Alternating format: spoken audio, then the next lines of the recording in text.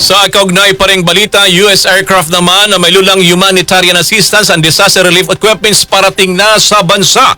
Kasama mo sa balita, Radyoman Angel Garcia. Angel! RMN Live Report! Inanunsyo ng Armed Forces of the Philippines na may isang military aircraft mula sa Estados yung inaasahang darating sa Pilipinas para maghatid ng kagamitan para sa humanitarian assistance and disaster response operation habang patuloy ang nararanasang sama ng panahon sa bansa. Ayon kay Philippine Air Force Heavy Spokesperson Major Joseph Calma, kasalukuyang nasa Japan ang KC-135 aircraft na may dalang HADR equipment at naghihintay na lamang ng clearance para lumipad patungo ng Clark Air Base. Aniya, mas malaki ito kaysa C-130 na ginagamit ng AFP sa airlift mission tuwing may kalamidad.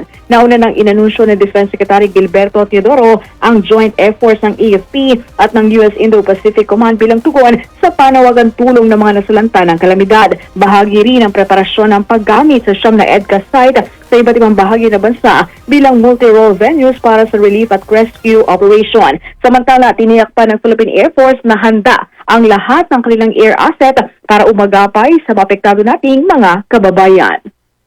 We have already one Sokol helicopter na it is already prepositioned at Clark Air Base in Pampanga, and we also have our S-79 Black Hawks that are on standby alert now in Basa Air Base. They are now ready to respond for immediate evacuation. So naka-ready na sila if the case na kailangan na silang lumipad, nandiyan na sila.